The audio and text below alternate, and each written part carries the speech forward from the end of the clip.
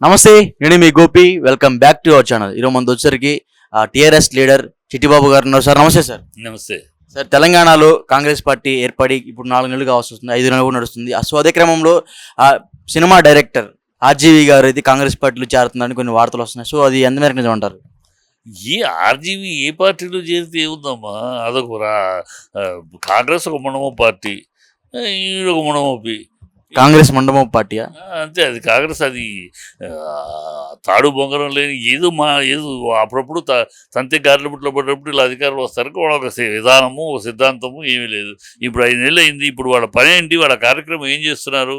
Suit కేసులు ఢిల్లీకి పంపించడం ఎట్లా, దానికి సంపాదించిన ఎట్లా, పారిశ్రామికవేత్తలను బెదిరించి వసూలు చేయడం ఎట్లా, ఈ పాయింట్లు గత ప్రభుత్వం మీద ఫోన్ ట్యాపింగ్ అని 2 నెలలు, ఇంకోటి అని మేడిగడ్డ అని ఒక 2 నెలలు, ఇలా కాలక్షేపం చేయటం, డబ్బులు వీళ్ళని బ్లాక్మెయిల్ చేసి డబ్బులు వేసేసి ఢిల్లీకి పంపించడం కాంగ్రెస్. ఇదే వాళ్ళ నేపథ్యం. ఇదే గతంలో అంతే, ఇప్పుడు అంతే, ఎప్పుడు అంతే. వాళ్ళు రేపు ఏమన్నా ఆధారాలు ఉన్నాయి సార్? డబ్బులు ఢిల్లీ పంపించడం ఖచ్చితంగా ఆధారాలు ఉన్నాయి. వాళ్ళకి అలవాటు అది. రాజశేఖర్ రెడ్డి గారి పీరియడ్లోనే దిగ్విజయ్ సింగ్ స్పెషల్ ఫ్లైట్ వేసుకొచ్చేవాడు. సూట్ కేసులు వెళ్ళాయి. అవన్నీ ఓపెన్ సీక్రెట్లు, అవి తెలిసిన విషయాలే. అవి చేస్తారు. వాళ్ళు పరిపాలన అనేది, వాళ్ళకి పరిపాలన అనేది ఎంత మనం ఈ సందర్భంలో ఎంతవరకు మనం సంపాదించవచ్చు, ఎంత కేంద్ర వాళ్ళ సూట్ కేసులు పైకి పంపించవచ్చు, అది సిస్టమ్ వాళ్ళది. ఏ రాష్ట్రంలో ఏ ప్రభుత్వం, వాళ్ళకి ఏ రాష్ట్రంలో వాళ్ళ ప్రభుత్వం వచ్చినా మీరు తినండి, మాకు పంపించండి, అది వాళ్ళ సిద్ధాంతం, వాళ్ళ ఫిలాసఫీ. అది ఆ ఫిలాసఫీ జరుగుతుంది. అందుకని ఈ ఊనే పొద్దులేస్తే అలరి మాట్లాడటం, ఒక పద్ధతి లేకుండా మాట్లాడటం. రెండో కృష్ణుడు రెడీ అని ఈయనే చెప్పేశాడు. నాకంత సమానం, నాకుతో పాటు హక్కు ఉన్నవాడు వెంకటరెడ్డి అని. సో రెండో కృష్ణుడు రెడీ. రేపు పార్లమెంట్ ఎన్నికలు అయిపోగానే ఆ రెండో కృష్ణుడు వస్తాడు సీన్లోకి. వెంకటరెడ్డి గారు వస్తారు. బట్టి విక్రమార్క గారు మూడో కృష్ణుడు ఆయన రెడీ అవుతాడు. మూడో కృష్ణుడు ఓ సంవత్సరం పాటు, సంవత్సరంన్నర పాటు ఈయన ఉంటాడు. మళ్ళీ తర్వాత బట్టి వీళ్ళు చేసే ప్రజల చెడు వస్తుంది కదా, ఆ చెడుని ఇప్పుడు రేవంత్ రెడ్డి మీద 5 ఏళ్లకే విసుగు వచ్చేసి జనాలు. ఏం మాట్లాడుతున్నాడు, పద్ధతి లేకుండా, సీఎం లాగా మాట్లాడుతున్నాడు, సీఎం స్థాయి కూడా లేకుండా మాట్లాడుతున్నాడు అని ప్రజలు చిరాకు వచ్చేసింది. సో దీన్ని ఓవర్కమ్ చేయడానికి ఇంకొకడు వస్తాడు. అతను ప్రణాళిక లేకుండా పరిపాలన. అందుకనే ప్రజలు మేము కొత్త చాలా విషయ పరిజ్ఞానం ఉన్నవాడు, వ్యాపారవేత్త, ఎకనామిక్స్ తెలిసినవాడు, అందుకని రాష్ట్రాన్ని అభివృద్ధి పరచడానికి, ఆర్థికంగా బలోపేతం చేయడానికి వెంకటరెడ్డిని పెడుతున్నామని పెడతారు. రేపు ఇంకో 2 సంవత్సరాలు అయినాక వెంకటరెడ్డి వల్ల పార్టీలో అనైక్యత ఏర్పడుతుంది. సో అందుకని కింది వర్గాలకు సంబంధించిన బట్టి విక్రమార్కం చేస్తున్నాం. అది ఈ సిస్టము రాసిపెట్టి రికార్డ్ చేసి చెప్తుంది. ఎలక్షన్కు ముందు, ఎలక్షన్కు ఒక సంవత్సరంన్నర ముందు ఉండగా బట్టి విక్రమార్కం చేస్తారు. ఎందుకంటే అతని కులాన్ని, అతని దీన్ని చూడండి, మేము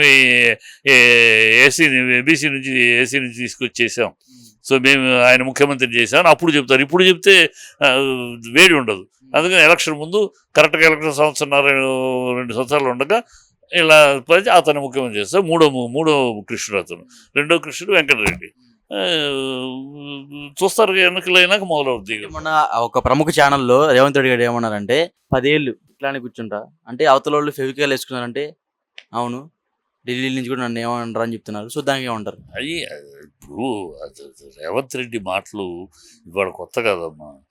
చంద్రబాబుతో ఉన్నప్పుడు, చంద్రబాబు దగ్గర సామంత్ రెడ్డిగా ఉన్నప్పుడు ఏం మాట్లాడు సోనియా గాంధీని గురించి? నానా వ్యవస్థగా మాట్లాడాడు. రక్త పిపాసి అన్నాడు, భూతం అన్నాడు, అది అన్నాడు. చంద్రబాబుని వెంట్రుకు కూడా పీకలేరు అన్నారు. చంద్రబాబు మళ్ళీ అధికారంలోకి వచ్చి దున్నుతాడని చెప్పి మాట్లాడినాడే. పీకారా సార్? అప్పుడు ఏం పీకలేదుగా.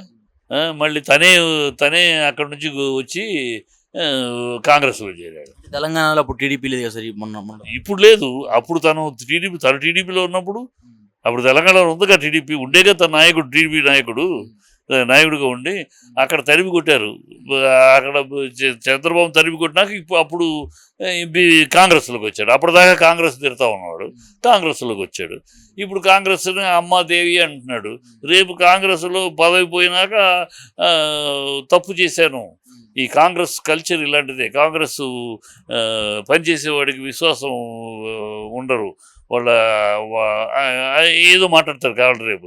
ఎందుకంటే వీళ్ళు సెటప్ ఈయనే కాదు, ఈయన మామయ్య కూడా జైపాల్ రెడ్డి గారు కూడా సోనియా గాంధీని ఇటాలియన్ మార్బుల్ అన్నాడు ఆయన పార్లమెంట్లో. ఇటాలియన్ మార్బుల్ అని అన్నాడు ఆవిడని.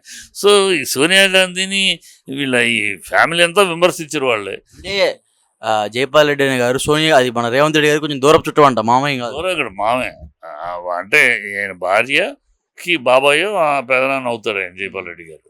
సో దూరపు చుట్టమే కాదు, బంధుత్వం ఉంది. అది పెద్ద అంటే ఆ ఫ్యామిలీ యొక్క నేపథ్యం. ఆయన కాంగ్రెస్ తిట్టాడు, సోనియా గాంధీని మార్పుల తర్వాత ఆయన కాంగ్రెస్లో చేరాడు. అలాగే మనాడు కాంగ్రెస్ తిట్టాడు, అలాగే మళ్ళీ కాంగ్రెస్లో చేరాడు. సో వాళ్ళ నేపథ్యం అలాంటిది చెప్పడానికి చెప్తా. కానీ ఆయన నాయకత్వం వేరు, ఆయన లీడర్షిప్ వేరు. ఆయన అసెంబ్లీలో ఉన్నప్పుడు మంచి వాగ్దాటి విషయాలు మాట్లాడేవాడు, నాలెడ్జ్ ఉన్నవాడు. ఆయన జైపాల్ గారి నాలెడ్జ్ వేరు. అయితే కంపారిజన్ ఎక్కడంటే ఆయన సోనియా గాంధీని మేము తిట్టాడు, ఈ కాంగ్రెస్ అదే కాంగ్రెస్లో చేరాడు. ఈయన సోనియా గాంధీ తిట్టాడు, మళ్ళీ అదే కాంగ్రెస్లో చేరాడు. అక్కడ పోలిక ఎంత చెప్తే మిగతా మేధస్సు విషయంలో గాను నాయకత్వం విషయంలో గాను ఆయన వేరు. ఆయన కొంచెం అబౌవ్ లెవెల్ కనుక ఆయన నాయకత్వానికి.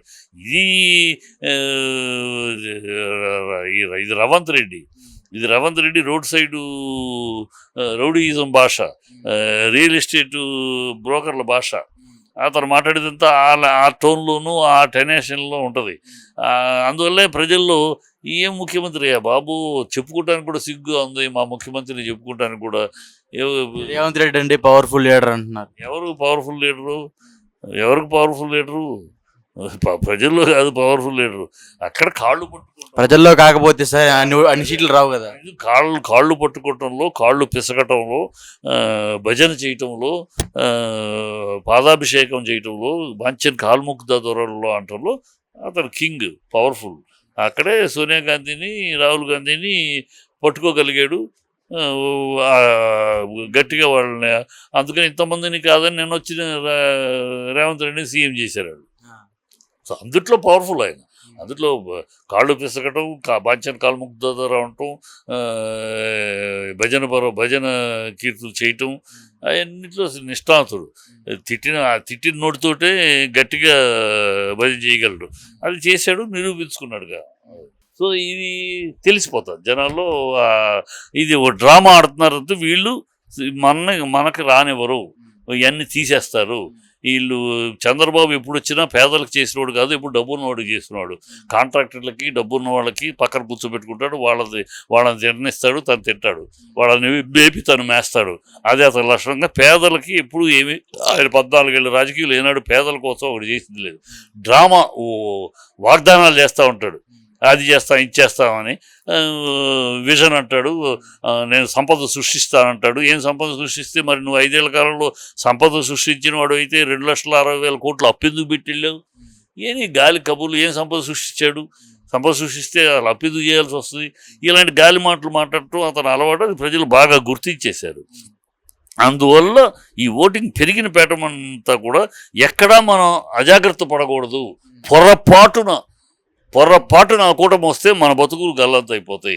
కనుక ఎట్టి పరిస్థితుల్లో ఈ కూటమిని అడ్డుకోవాలి, కూటమిని రాకుండా చూసుకోవాలనే తాపత్రయంతో ఆ ముతక అనారోగ్యంతో ఉన్నవాళ్ళు, నడవలేని వాళ్ళు, ఇదివరకు ఏంటంటే వచ్చేవాళ్ళు కాదు. వాళ్ళు మన కొడుకో చూసుకొస్తే వచ్చేవారు, లేకపోతే ఏం చేస్తామని ఓపిక లేదని వేసేవాడు. ఇప్పుడు వాళ్ళు ఓపిక లేకపోయినా, మనవడో కొడుకులు కాకపోయినా వాళ్ళే కర్ర పుచ్చుకుని ఊతపుచ్చుకుని ఓపిక చేసుకుని వచ్చారు. ఎందుకంటే వాళ్ళు జీవితాల్లో ఆనందం చూశారు 2 సంవత్సరాలుగా. ఆ పేదల కళల్లో ఆనందాన్ని నేను వెళ్ళినప్పుడు నేను చూసి వాళ్ళలో తెల్లారు లెగిస్తే జనం నెల 1వ తారీఖు 2వ తారీఖు వచ్చేటప్పటికి దేవుళ్ళలాగా మాకు డబ్బులు వస్తున్నాయి, మా మందులకి నేను ఒకళ్ళు అడుక్కోవాల్సిన అవసరం లేదు, నా మందుల్ని మనవడా ఇవ్వను, కొడుక ఇవ్వను, కొడవ ఇవ్వను, అడుక్కోవాల్సిన కర్మ లేకుండా భగవంతుడు దేవుళ్ళలాగా మాకు ఇస్తున్నాడు, మా ఆరోగ్యాలు కానీ మా ఇంటికి వచ్చి తలుపు తట్టిస్తున్నారు. గతంలో అయితే వెళ్ళి ఆఫీస్ దగ్గర చేరి నుంచుని మళ్ళీ మర్నాడు రమ్మంటే వెళ్ళి ఓపిక లేక మానేసిన రోజులు ఉన్నాయి. అలా కాకుండా ఇప్పుడు మా ఇంటికి తెల్లారుజామున 1వ తారీఖు 2వ తారీఖు వస్తారు. ఈ భాగ్యం పోగొట్టుకోకూడదు మేము అనే తపనతోటి, ఆ భయాందోళనతోటి ఎట్టి పరిస్థితుల్లో ఒక్క ఓటు కూడా బీరిపోకూడదని వచ్చారు. అది ఖచ్చితంగా వైసీపీకి advantage. Okay sir, thank you sir.